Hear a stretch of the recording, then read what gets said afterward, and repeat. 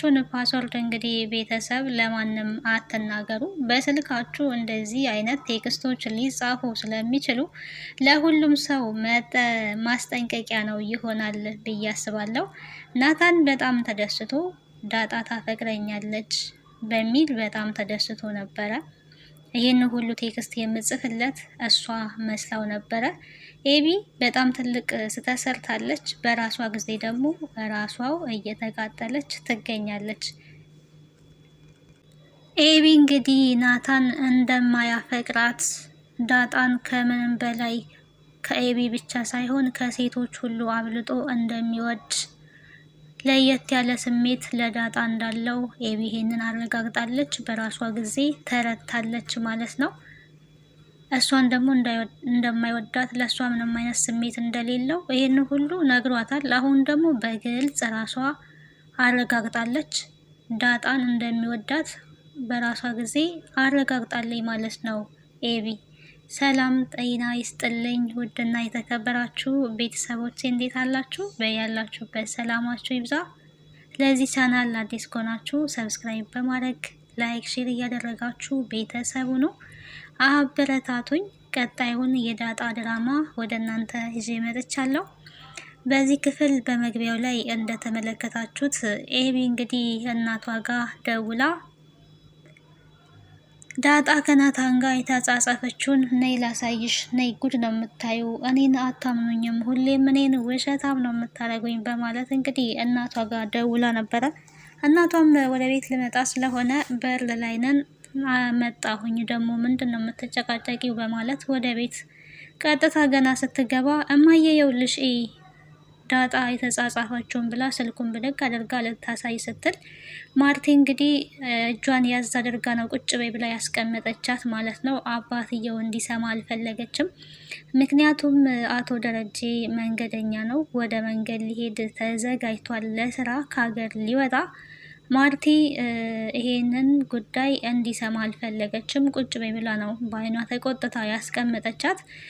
አቶ ደረጀም የተወሰነ ቁጭ ካለ በኋላ ተነስቶ እንግዲህ ኤቢ ደህና ነሽ ወይ ብሎ ስሟት ወደ መኝታ ክፍሉ ሄዷል። በዚህ ጊዜ እንግዲህ ኤቢ እኔን አታምኑኝም፣ ይሄው ዳጣ ከናታን ጋር እየተጻጻፈች ትገኛለች፣ ያልተጻጻፈችው ጉድ የለም፣ ሁሉንም ነገር ላሳይሽ ቆይ እያለቻት ትገኛለች ማለት ነው። ይሄን ሁሉ ያደረገችው ግን ራሷ ናት ማለት ነው። ይሄንን ተንኮል የሰራችው ራሷ ከናታን ጋር ዳጣ መስላ በዳጣ ስልክ ስትጻጻፍ ከቆየች በኋላ እሷ የተጻጻፈችውን እንግዲህ ለእናቷ ለማሳየት እናቷን እየጠበቀች ትገኛለች። ዳጣ ግን ጭራሽ ስልኳን ለውሃ ሰጥታ ከስልኳ ጋር ጭራሽም የለችም ማለት ነው። ናታን እንግዲህ የተሸወደበት ትልቁ ምክንያት ይሄ ነው። ምክንያቱም ቴክስት የተጻፈው በዳጣ ስልክ ነው። በዳጣ ስልክ ሌላ ሰው ቴክስት ይጽፋል ብሎ ማሰብ አይችልም በምንም ታምርና ናታንዬ ትወደኛለህ እኮ እኔ እኮ በጣም ነው የምወድ። ያው ቴክስት በጣም ብዙ ቴክስቶችን አይተናል። ከኔና ከአቢጌል ማንን ነው የምትወደው የሚል ጥያቄ ሁላ እራሷ እንግዲህ አቢጌል ዳጣ መስላ ከናታን ጋራ ስትጻጻፍ ነበረ። እንደማይወዳት ደግሞ በስነ ስርዓት አረጋግጣለች። አይደለም ከአቢጌል ከሁሉም ሴቶች በተለየ ላንቺ የተለየ ስሜት አለኝ፣ ሳይሽ ውስጥ ይደነግጣል በማለት እንግዲህ እየነገራት ይገኛል። ይሄንን የሰማችው ኤቢ ደግሞ ጭንቅላቷን ይዛለች ማለት ነው። ኤቢ እንግዲህ በጣም ነው የተናደደችው። ናታን እሷን እንደማይወዳት ስታቅ፣ ዳጣን እንደሚወድ ስታቅ በጣም ነው የተናደደችው። እንግዲህ ዳጣን ደግሞ ኤቢ በጣም አጥብቃ ነው የምትጠላት። እዚህ ጋር እንግዲህ በቴክስቱ እሱ በመለሰላት ቴክስት ተክዛ እና አዝና ትገኛለች። ምክንያቱም ከሴቶች ሁላ ለአንቺ የተለየ ስሜት ነው የሚሰማኝ ብሏል። እሱ ዳጣን ነው እያወራ ያለው በእሱ ቤት። ግን እዚህ ጋር በጣም ትልቅ መሸወድ ነው የተሸወደው። እውነቱን ለመናገር ማንም ሰው ሊጠረጥር አይችልም። እሷ ናት ብሎ ነው የሚያስበው። ግን በጣም ተደስቶ በፈገግታ በጣም ተደሰተ። እንግዲህ በጣም እሱም ያፈቅራታል። እስካሁን ድረስ እንደሚያፈቅራት ባይነግራትም ግን ስለ ፍቅር ያወራታል። ከዚህም በፊት አፍቅረሽ አታውቂም ወይ? ምን አይነት ወንድ ነው የሚመችሽ? የሚል ብዙ ጥያቄዎችን ጠይቋታል። ዳጣን ደግሞ ሲያይ በጣም ነው ውስጡ ደስ የሚለው። ዳጣን ያፈቅራታል። ኤቢ ደግሞ የምትፈቀር አይነት ሴት አይደለችም። ሌላ ምንም የሚጎላት ነገር የለም። ኤቢ የሚጎላት ነገር እናቷም ነግራታለች፣ ጸባይ ይጎላታል ማለት ነው። ትልቁ ነገር ጸባይ ነው የሚጎላት። ይሄው ናታንዬ የኔ ወድ እያለች ትጽፋለች እና አልፋ ተርፋ የጻፈችው ደረጀ ከሀገር ሊወጣ ስለሆነ ለምን እኔ እናንተ ከከተማ ወጥተን ጥሩ ጊዜ አናሳልፍም የሚል ጥያቄም ጠይቃለች። ይህንን ጥያቄ አስቀድማ ኤቢ ራሷ ጠይቀው ነበረ ናታንን ተቀምጠው ባሉበት አባዬ ስለሚሄድ ለምን እኔ እናንተ ወጥተን አንዝናናም፣ ኩሪፍቱ ለምን አንሄድም ብላው እንግዲህ እሱ ደግሞ በህልምሽ መሆን አለበት ከአንቺ ጋር እንደዚህ አይነት ነገር አስቤ አላቅም፣ ንቂ ኤቢ ንቂ ብሏት ነው ጥሏት የሄደውና እኔ ግን አስጠላ ካለው ወይ ለምንድን ነው የማትወደኝ? ምን አይነት ሴት እንደሆን ነው የምትፈልገው? ብላ ጥያቄ አቅርባለታለች። መሆን እኔ የምፈልገው አይነት ሴት ቤተሰቦቿን የምትወድ ቤተሰቦቿን የምታከብር ጥሩ የሆነች ሴት መልካም ልብ ያላት ሴት እንደዛ አይነት ናት ብሏል። ያው እዚህ ጋር እንደምታዩት ቴክስቱ እንግዲህ ዛሬ ግን በጤናሽ ነው? እኔ እኮ ብዙ ነገር እና ቴክስቱ ይቅርባችሁና ዳጣ የጻፈችለት ነገር አስገርሞታል። ዳጣ ነው የመሰለችው። በስተመጨረሻ እንግዲህ ዳጣ ወደ ክላስ ስትመጣ አንቺ ለካ እንደዚህ አይን አውጣነሽ እንዴ ብሏታል ማለት ነው። እኔ እኮ አይን አፋር ትመስይ ነበረ ለካ እንደዚህ አይን አውጣነሽ እንዴ ብሏል። በስተመጨረሻ ነው ማለት ነው እንደዚህ ያላት እና ምን ማለት ፈልገክ ነው? ለምንድን ነው እንደዚህ የምታየኝ? አንተ ልጅማ የሆነ ቡዳ ነክ መሰለኝ። ዝም ብለህ ለምን እንደዚህ ታየኛለክ? በአለማችን እንግዲህ 40% ሰው ቡዳ ነው ይባላል እያለ እየመለሰላት ይገኛል ናታንና ግን ለምንድን ነው እንደዚህ የምታየኝ እያለች እየጠየቀችው ትገኛለች። ከዚህ በፊትም እንግዲህ አንተ ልጅ ግን ከኔ ፍቅር ይዞ ካለኔ አፍቅረከኛል ብላ ጥያቄ ጠይቃው በስማም ብሏል ማለት ነው ደንግጦ። እንደዚህ እነሱ እያወሩ ባሉበት ነበረ አቶ ደረጀ ድንገት በር ከፍቶ የገባባቸውና ዳጣ ግን ቶሎ ብላ ነገሮቹን ለመቀየር ሞክራለች። በባለፈው ፓርት እንደተመለከት ነው እዚህ እኮ መጽሐፍ ከናታን ፈልጌ የሚል ነገሮችን ቶሎ የመቀየር ችሎታ አላትና መጽሐፍ ላነብ መጥቼ እኮ መጽሐፍ ከሱ ጋር ብቻ የሆነ ነገር ብላ ነገሮችን ለመቀያየስ ሞክራለች። ግን አባታቸው በጣም ስማርት አባት ነው። ምንም አልተቆጣትም። በቃ እሺ መጽሐፉን ነገ ፈልጎ ያመጣልሻል፣ አሁን ወደ ክፍልሽ ሂጂ ብሎ ነበረ ናታንን ሲያወራው የነበረው። አቢጌልም ዳጣም ውሃም እህቶች ናቸው፣ አንተ ደግሞ ወንድማቸው ነክ፣ እንደ ወንድም ልትጠብቃቸው ይገባል ብሎታል። ለኔ ይሄ አይነገረኝም ብሏል ናታንም ናታን እንግዲህ ያው የቤቱ ብቸኛ ብርቅዬ ወንድ እሱ ብቻ ስለሆነ ቤት ውስጥ በሴቶች ተከቧል። እንግዲህ በሶስት እህቶቹ ተከቧል። ሲቀጥል እናትና ሰላም እያሉ በቃ ቤቱ በሴት የተሞላ ቤት ነውና እሺ ጠብቃቸዋለሁ ብሏል። እኔ ስለምወጣ አቢጌል እና ውሃም እንደ አይጣሉ ልታያቸው ይገባል። ማርቲ ብዙውን ጊዜ ስራ ስለምትውል የሚል ማሳሰቢያም ሰጥቶታል። ናታን ግን ስለተሸወደ እኔ ራሱ በጣም ራሷ ዳጣ ብትሆን እንደዚህ የጻፈችለት ከምንም በላይ ያስደስት ነበረ። ዳጣ በእርግጥ ለሱ ስሜት አላት፣ ግን አልተናገረችም። እሱ ደግሞ በጣም ይወዳታል።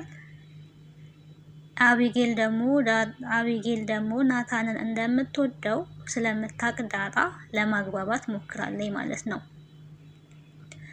ትወደዋለች እሷ በትረዳት ምን አለ ብላለች ከዚህ በፊት እንደተረዳ ነው። እሱ ደግሞ በጭራሽ እንግዲህ ተቃራኒ ነው። ፍቅር አያችኋ፣ በጣም ተቃራኒ ነው። ምንም አይነት ስሜት ላንቺ የለኝም ብሎ ደጋግሞ ነው የነገራት። አቢጌል ግን በጣም ታበዛዋለች። ምንድን ነው ቆይ ልጁን ለምን አትተውም? እያስገደደችው እኮ ነው። ለምን አይረዳኝም? ግዴታ ፍቅር በግዴታ አይመጣም። ፍቅር ደግሞ ከሁለቱ ወገን ሲሆን ነው እንጂ አንድ ሰው ብቻ ወዶ። አቢጌል እንግዲህ በጣም እየተጎዳች ነው። ድራማው ላይ እያየ ነው እንዳለ ነው። በጣም እየተጎዳች ነው። ምክንያቱም ናታን ምንም አይነት የእህትነት ስሜት ነው ያላት።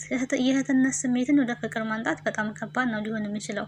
በዛ ላይ ደግሞ እሱ እንደሚፈልጋቸው አይነት ሴቶች አይደለችም፣ ነግሯታል።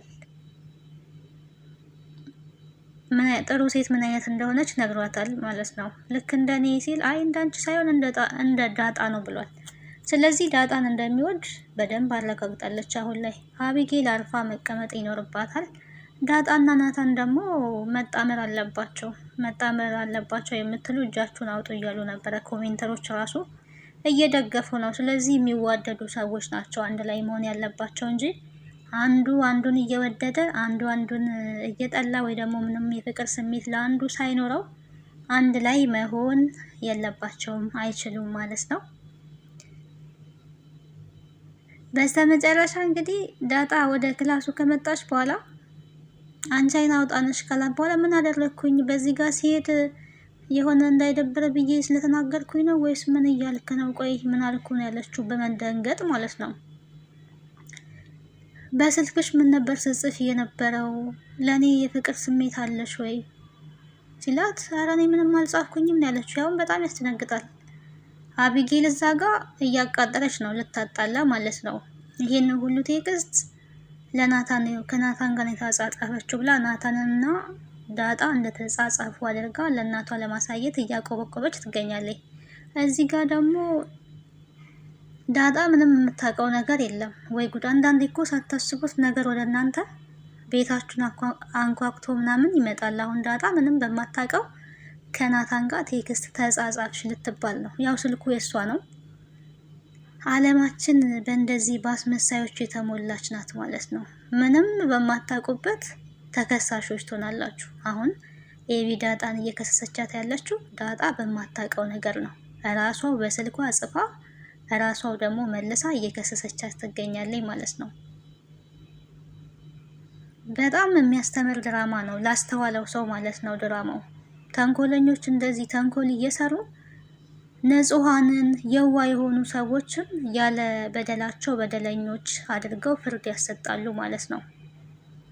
ዳጣ እንግዲህ እኔ ምንም አይነት ቴክስት አልጻፍኩኝም ምን ያለችው የምርሽን ነው ያለው። እንግዲህ እንዴት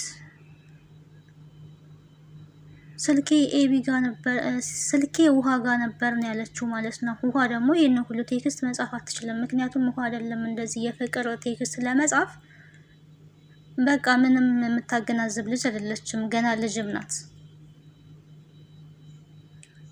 ናታን ግን ኤቢ እንደሆነች ጠርጥሯል ማለት ነው። አሁን ላይ ኤቢ በጣም ብዙ ጥፋት እንደምታጠፋ ናታን በደንብ ያውቃል። ትልቁን ጥፋት አጥፍታለች መጀመሪያም ማለት ነው፣ ታውቆባታል።